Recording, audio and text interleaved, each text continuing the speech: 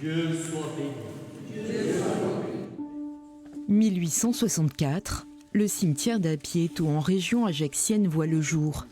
Ici vont se succéder plusieurs générations de défunts qui laissent autant de témoignages de leur époque. Bah là, par exemple, tu vois, les croix en fer, regarde de différents styles. Là, celle-ci. Là, c'est plus rare. Au milieu des tombes subsistent quelques parcelles envahies de broussailles. Ces anciennes sépultures presque effacées rappellent qu'autrefois les inhumations en Corse avaient lieu en rase campagne, avec très peu de marques pour signaler les tombes. Des pratiques qui dans certaines familles se sont maintenues jusqu'aux années 50. Le petit frère de Jean Geoffranc fut justement le dernier des siens à reposer ainsi. Mon petit frère a fait la bascule entre deux époques, c'est-à-dire l'époque où on enterrait ses morts dans la nature, sur une propriété qui nous appartenait, n'est-ce pas? C'était là le lien. Le lien, c'était qu'il était dans ta terre, le mort. Il n'était pas n'importe où dans la nature. Mais la terre étant redevenue livrée à la nature sauvage, il n'est plus nulle part.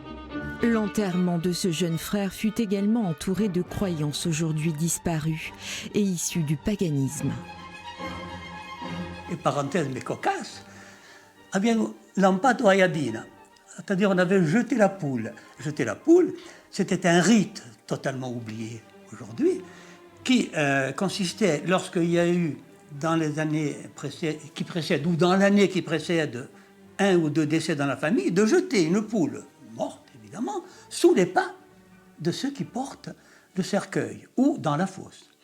Et donc, on avait rituellement jeté la poule quand on portait donc ce petit bébé, ce bébé qui n'était pas mort-né, mais enfin qui était mort tout de suite après la naissance. On avait jeté la poule. Et le voisin continental a pris la poule et ça lui fait un bon bouillon. Bon, on en a parlé pendant des années, vous voyez. Vecteur du sacré, la mort est longtemps restée en Corse le terrain de confrontation entre les rituels païens et le christianisme tout-puissant. Ça commence par l'expulsion des femmes des églises, parce que elles envahissent les églises avec leurs rituels païens bruyants et leurs démonstrations violentes. Et ça continue après avec la veillée, avec voilà. Et tout ça, l'Église s'impose contre en fait ces traditions-là. Paul-Simon Paul y a mené une enquête de terrain pendant une dizaine d'années, collectant des milliers de témoignages sur ces traditions disparues. L'auteur s'est intéressé à la première moitié du XXe siècle. Le trépas est alors toujours considéré comme un passage. Le mort continue d'exister, c'est même un messager. Ça arrivait qu'on mette des objets dans le cercueil, des objets, par exemple les chapeaux, les gens partaient avec leur chapeau. Si on oubliait le chapeau, il est arrivé qu'on mette le chapeau dans le cercueil d'un mort qui venait après. Ou bien on leur donnait des messages à l'intention des morts. On leur disait tu salueras un tel, tu salueras, voilà. La mort est mémoire, rituel, poésie. Quand une personne est à l'agonie, on pense qu'elle a peut-être fait un vœu à un saint. Alors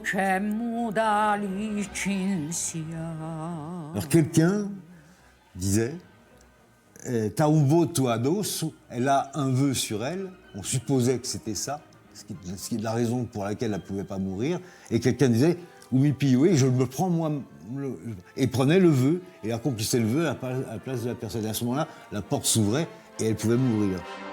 Les traditions culinaires pour le jour des défunts véhiculent, elles aussi, de nombreuses croyances païennes.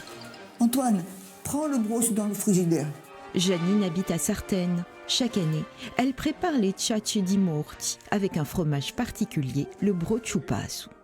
C'est du brochu que le berger fait sécher, voilà, que nous achetons au mois de mars parce qu'après il n'y en a plus, et que nous conservons soit au fond du congélateur, soit au fond du frigidaire dans un papier alu.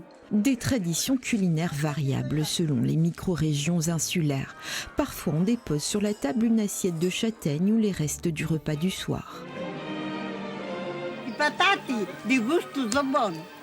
qu'a fait l'Église à partir de ce rituel-là, elle a dévié le don aux pauvres et aux enfants, qui ont été en fait les substituts des morts. Et c'est ce que l'Église a appelé la charité. La charité doit se faire dans le secret. On ne doit pas savoir. Donc on y allait le soir ou très discrètement. On faisait porter aux enfants soit des gâteaux qu'on avait faits, soit la viande. Nourrir les morts, ce geste vient de loin, très loin.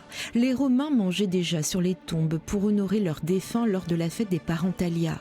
Des coutumes païennes christianisées au IXe siècle par l'abbé Odilon de Cluny, c'est lui qui institue le jour des morts. Mais ces pratiques ont perduré à travers les siècles. À Sartène, ce jour-là, Antoine et ses amis avaient pour coutume de prendre leur repas près du cimetière. Et puis après, on laissait quelques châtaignes et une bouteille pour les morts. C'était la part des morts. Les défunts qui ont faim et soif ont froid aussi. Alors on les réchauffe, comme à Ampatsa dans le rural, où la tradition du feu de la nuit des morts a été ranimée il y a une quinzaine d'années. Les gens disaient qu'ils faisaient le feu pour chauffer les morts, pour réchauffer les morts, comme on faisait le feu à la Noël pour réchauffer l'enfant Jésus. Certains de ces rituels, cette fameuse nuit, sont liés à d'autres fêtes.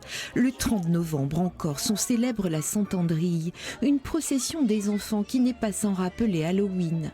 Pourtant, la fête anglo-saxonne célébrée le 31 octobre est perçue comme une importation américaine.